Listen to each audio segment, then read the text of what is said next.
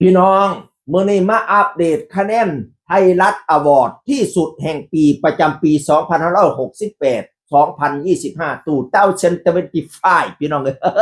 ซึ่งมีการแข่งขันการดูเดือดนี้มีโหวตทั้งโหวตฟรีแล้วก็โหวตแบบเสียเงินพี่น้องบัดนี้3สาขาที่ได้คะแนนสูงสุดนะจะได้รางวัลพิเศษเด้นอกจากสิแข่งกันในสาขาเดียวกันแล้วสาขาลูกทุ่งหมอลำก็แข่งกันสาขาผู้กินไส้ผู้กินดินเพื่อกับแข่งกัน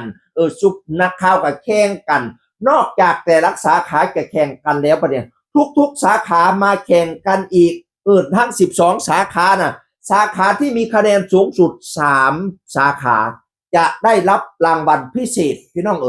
รางวัลที่1จะได้ขึ้นปกไทยรัฐพร้อมมีสื่อมีเสียงเด้อขึ้นปกไทยรัฐพี่น้องรางวัลที่2ไปขึ้นจออยู่อันกรุงเทพมหานครจอ MBK ติ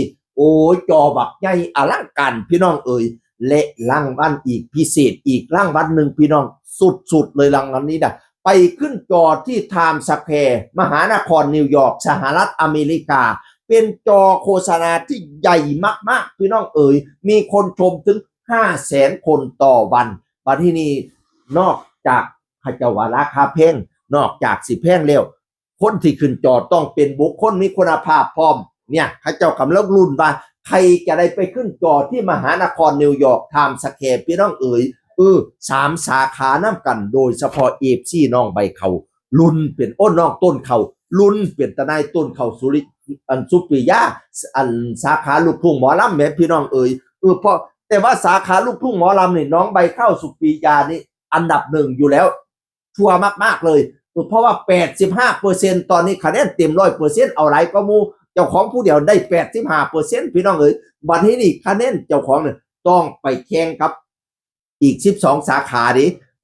แต่ว่าคะแนนของต้นข้าวสุปริยาก็ไม่น้อยหน้าไม่ตานะอยู่เป็นอันดับ2พี่น้องมาลุ้นว่าสิได้ไปที่ไทม์สแควร์สหรัฐอเมริกาบ่อันดับ1นี่เป็นฝ้ายพิรยาดิงซิ่งสตาร์แห่งปีได้สูงสุด800,000 กว่าคะแนนอันดับ2ต้นข้าวสุปริยาสาขาลูกทุ่งหมอลำได้คะแนนเป็นอันดับ2 700,000 กว่าคะแนนอันดับ3เป็นฟีนกับเบกกี้คู่จิ้นหญิงแห่งปี 600,000 กว่าคะแนนอันดับ4เป็นคู่จิ้นชาย 300,000 กว่าคะแนนอันดับ3นี่อันดับ4นี่ไกลอยู่อันดับ4 300,000 กว่าพี่น้องแต่ว่า1 2 3นี่สูสีกันอันดับ1 800,000 กว่าอันดับ2 700,000 กว่าอันดับ3 600,000 กว่าต้นเขาสุปริยาอยู่อันดับ2พี่น้องอุ้ยแต่มันกันเหลือเวลาอีก